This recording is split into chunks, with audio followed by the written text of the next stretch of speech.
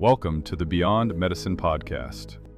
Usually when we talk about a medical diagnosis, there's this expectation of precision. It's almost like engineering, right? Right, yeah. Like it's a binary thing. Exactly. I mean, if you break your arm, you go in, they do an x-ray, and it shows that jagged white line on the dark screen. And the doctor just points and says, there it is. That's the problem. Yeah, broken or not broken. And there is a real comfort in that. We really like things to be visible and just neatly categorized so we can have a straightforward physical fix. We do. But then you step in the world of neurodevelopment or, issues with focus or mental overwhelm, and suddenly that x-ray machine is just totally useless. We're looking at a diagnostic landscape that is, honestly, it's incredibly murky. It really is. It is the absolute definition of diagnostic muddy waters. The mind doesn't break in a straight line, No, it doesn't. You can't just point to a pixel on a brain scan and say, yes, there is your chronic procrastination. Right, exactly. Which is exactly why we are taking this deep dive today into something completely off the beaten path. So, welcome. If you're listening to this and you've ever felt like your mind is just being pulled in 100 different directions at once, or if you've ever stared at a totally mundane task, like, I don't know, folding laundry or answering a simple email, and you just felt this bizarre, stubborn, almost physical resistance to starting it. Oh yeah, that wall of resistance. Exactly, that wall. Well, if you relate to that, this deep dive is for you. Today, we are exploring the world of alternative cognitive enhancement and vibrational medicine. Specifically, we're looking at a pretty groundbreaking non-chemical remedy called Genesis, and it's created by a company called Beyond Medicine. And I have to say, the source stack we're working with today is just fascinating. We aren't just reading marketing copy here. Yeah. We have their comprehensive theoretical background documents, detailed product breakdowns, and really importantly, we have the actual data from a 2-month clinical trial. Yeah, that trial data is huge. It is. It ran from August to October of 2025, and it tracked 30 participants of various ages. Basically, to see how this remedy affected their focus, their emotional regulation, and their task initiation. So our overarching mission for the deep dive today is to unpack exactly how this entirely non-traditional approach claims to tackle what honestly feel like the modern epidemics of our age. Yeah. ADD, ADHD, chronic procrastination, and just general mental burnout. Right, all the things that just exhaust us daily. Yeah. But before we even get to the remedy itself, like the actual drops in the bottle, we have to look at the foundation. Because, who builds something like this? Well, you really can't evaluate Genesis or even begin to understand how it's supposed to work without first understanding the paradigm-shifting philosophy of its creator, and that is Adam Suzman. Let's start right there. Yeah. So Suzman spent 20 years in private practice as a homeopath. And reading through his background, you see it's heavily influenced by Buddhist philosophy. Very much so, yeah. His ultimate goal doesn't seem to be just, making you a more efficient worker bee. The documentation states his goal is to unshackle the mind entirely. Yeah, unshackle is the word he uses.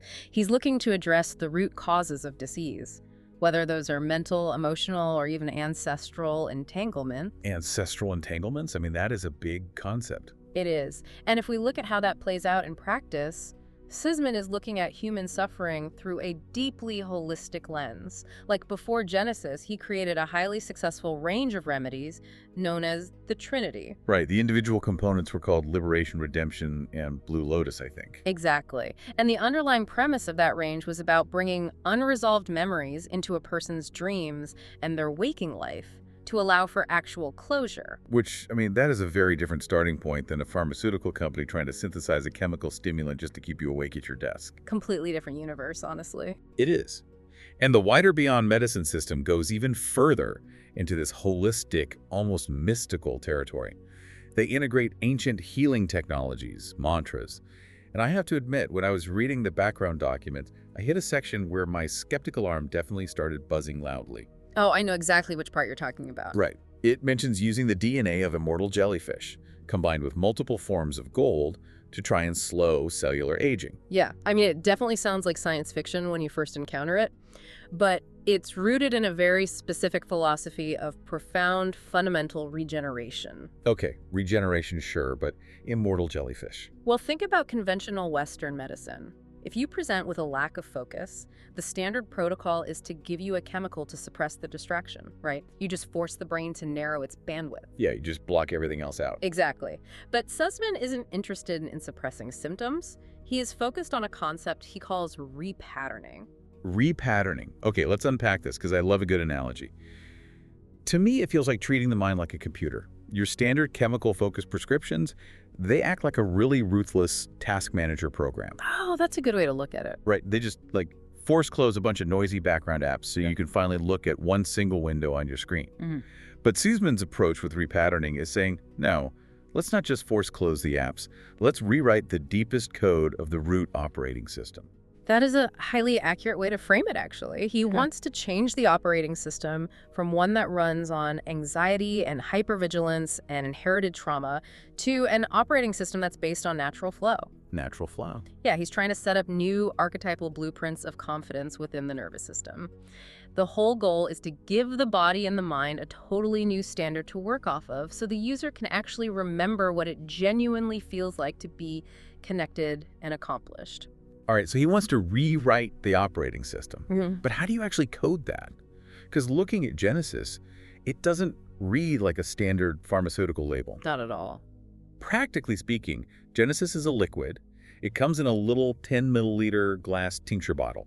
The protocol is to take 5 to 7 drops daily, usually in the morning, with the option for a second dose if you're hitting like a wall of intense mental disarray. But what is actually in those drops? So to understand the ingredients, we have to look at the foundational goal of Genesis, which is to reduce the threat assessment state of the nervous system. Okay, wait, what does that mean exactly, the threat assessment state?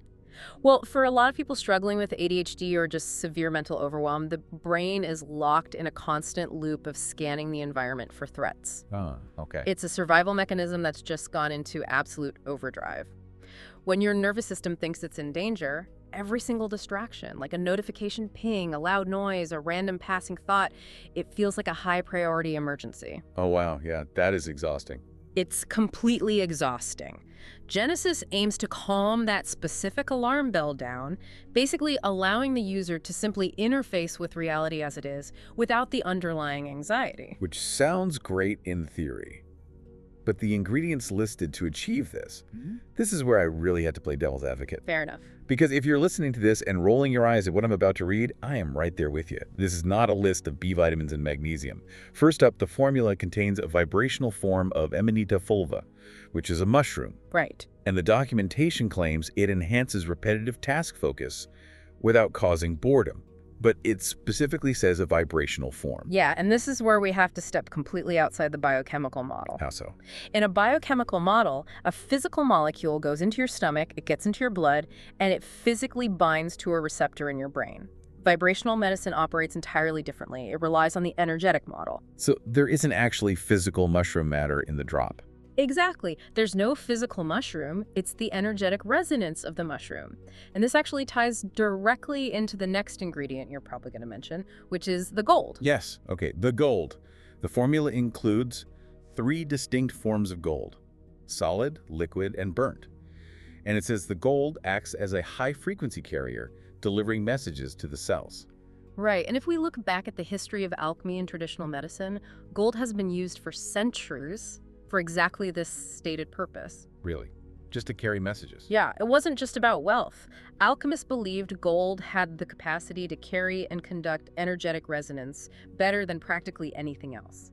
In Genesis, it's utilized as the delivery mechanism. It's essentially the wire that carries the signal. Okay, I can almost follow the logic of a conductive metal. Like, sure, gold conducts, but then we get to the runes. Ah, the runes. Yeah, Genesis supposedly contains the energetic signatures of 4 Norse runes. There's ice, which is meant to slow down a scattered mind. There's fire, to open creative flow. Initiating, to help you overcome the friction of starting a task. Yeah. And completion, to strengthen your follow-through. Right. But a rune is a carved symbol. It's a concept. How do you bottle a concept into a liquid drop? I mean, it sounds almost like magic. It definitely sounds that way. But it requires an understanding of water memory, which is a highly debated but really foundational theory in vibrational medicine. The theory posits that water isn't just a passive liquid. Okay. It basically suggests that water can actually capture, carry, and store energetic frequencies and structural information. So if you introduce the geometric or conceptual frequency of a rune to water, the water just holds that shape. That is the claim, yeah.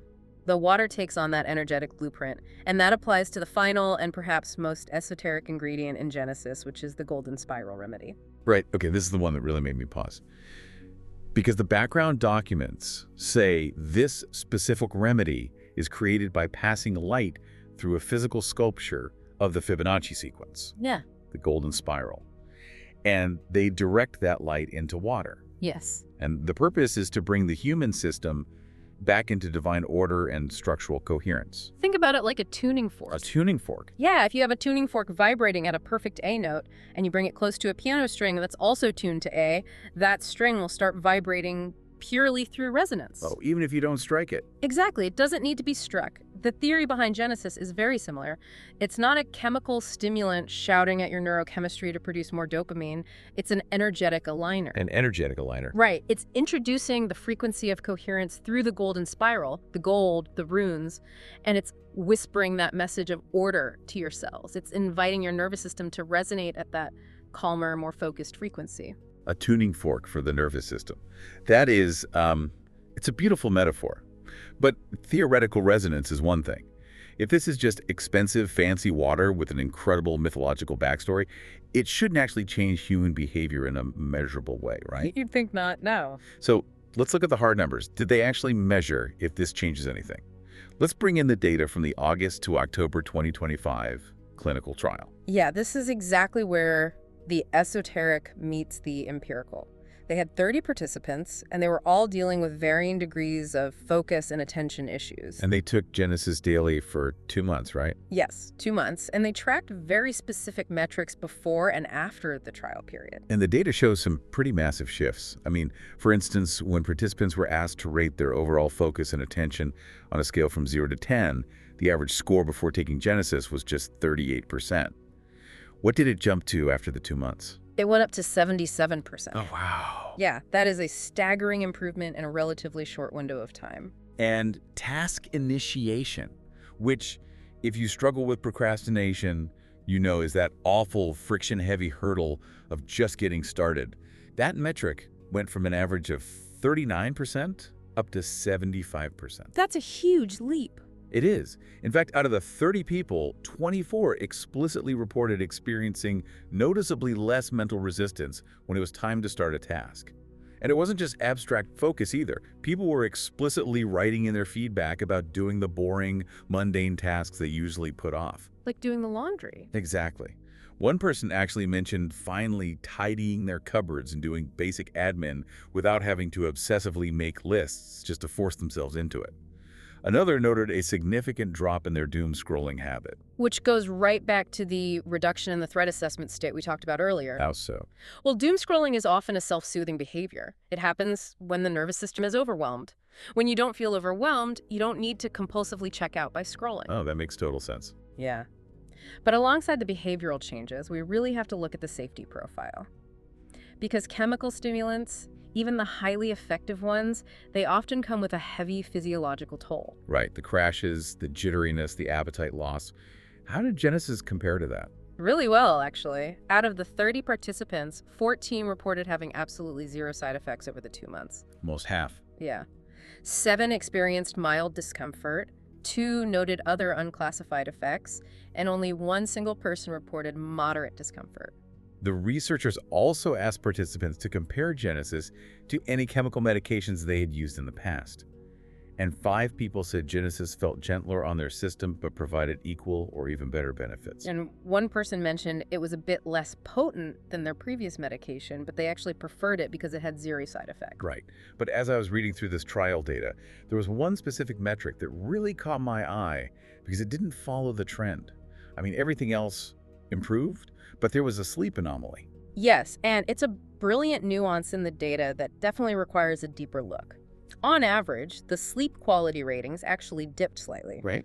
Before the Genesis trial, the average sleep quality across the 30 participants was 67%. After 2 months, it dropped to 64%. Which is strange, right?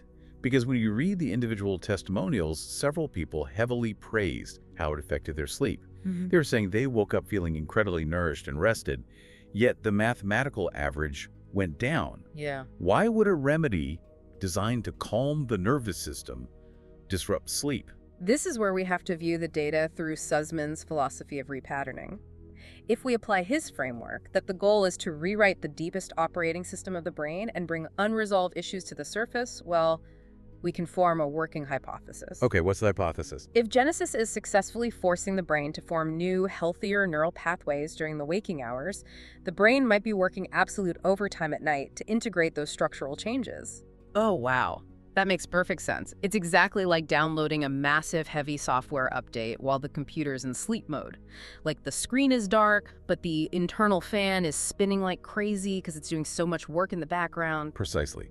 Processing unresolved memories and forging brand new neural connections is incredibly metabolically and energetically demanding. So this slight dip in the sleep quality average might not be a negative side effect of a stimulant keeping them awake. Because we know there are no chemical stimulants in it. Exactly. Instead, it might be a transitional disruption. It's a sign that the brain is actively repatterning itself. It aligns perfectly with the idea that the system is undertaking deep restorative work. Which brings us to the open-ended feedback from this trial. Because while the numbers are impressive, the personal testimonies reveal that Genesis is doing far, far more than just helping people finish their spreadsheets or organize their garages. It touches on something much deeper. The human element in this source material is undeniable. We start seeing that these aren't just productivity metrics, they are profound quality of life transformations. Yeah. There was one user who noted they were dealing with an immense amount of personal stress. This included the recent loss of their second mom. Normally, combining acute grief with ADHD makes basic functioning nearly impossible. Not absolutely. But this participant reported that their nervous system felt so deeply regulated on Genesis that they could not only hold coherent conversations more easily, but they actually managed to handle a loud, jam-packed Tiger Valley Mall on a busy Saturday. And if you have ever experienced sensory overload, you know that a crowded mall on a Saturday is basically the ultimate final boss of anxiety. Yes. And that speaks directly to expanding the internal capacity. The external volume of the mall didn't change, the crowds didn't vanish, but their internal ability to process that environment without triggering the threat response, that expanded. But the piece of feedback that really gave me pause was from a 77-year-old participant. This person described themselves as a highly functional empath. They had been through an immense amount of loss. All of their immediate family had passed away. Heartbreaking. It is. They also specifically mentioned suffering from severe gut issues after getting the COVID vax for international travel. And, they had been on prescribed depression medications that they explicitly said made them feel disconnected and dead, effectively destroying their ability to feel and interface with reality. That is a very classic and unfortunately really common description of the emotional blunting that can sometimes occur with certain chemical interventions. You stop the deep lows, but you also cut off the deep connection. Right. And then they entered the Genesis trial. And they wrote that this vibrational remedy brought their memories of their loved ones back in Technicolor. Technicolor, wow. Yeah. It allowed them to profoundly and comfortingly reconnect with the people who had passed. They described feeling like their loved ones were right next to them again in a very defined, comforting way. That is just incredible. And another user simply wrote that taking the remedy felt like a returning home to myself. And they started remembering tiny snippets of their dreams, feeling like they were finally getting back into their own physical body. Yeah.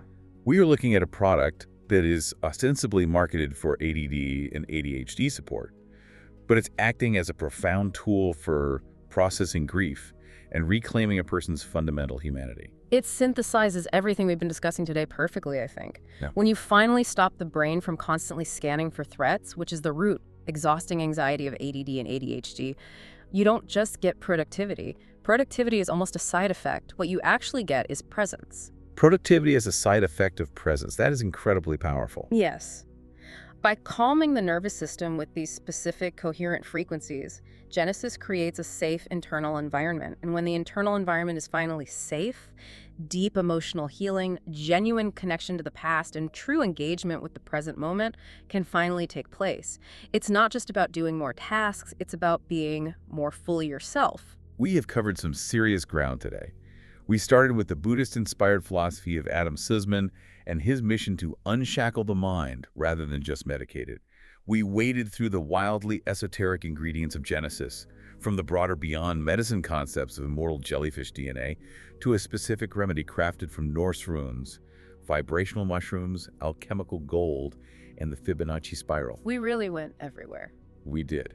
And we anchored all of that theory in a 30-person trial that showed massive, measurable leaps in focus, task initiation, and incredibly deep emotional healing. It is a remarkable bridge between ancient vibrational wisdom and the very real cognitive demands of the modern world. Really is. So to you listening, as we wrap up, I want to leave you with a question about your own internal terrain. When you feel that overwhelm kicking in, when your mind feels scattered and you can't start that one simple task, are you automatically reaching for something that just suppresses the noise and force closes your mental apps? Or are you looking for something that actually aligns your system from the root up? And to build on that thought, consider this. We've just spent this time exploring how the vibrational frequency of a geometric shape, like the golden spiral or the conceptual resonance of a Norse rune, can theoretically be captured in water and profoundly repattern our neural pathways to create focus and peace. Right. If our brains are that susceptible to energetic repatterning, how much of our modern everyday environment is doing the exact opposite? Think about the chaotic, blocky architecture of our cities, the invisible digital frequencies of our screens, the harsh, unnatural shapes we stare at all day. How much of that environment is currently programming our brain's anxiety and distraction without us ever even realizing it? Oh, that is definitely a thought to chew on. We are absorbing the frequencies of our environment constantly, for better or worse. Thank you so much for joining us on this deep dive. As you head back out into your day, remember that the diagnostic muddy waters of the mind might be murky, but maybe the tools to clear them are completely different than what we've been taught to look for. Take care. We'll be back soon with more conversations that challenge what you think you know and open up what might actually be possible.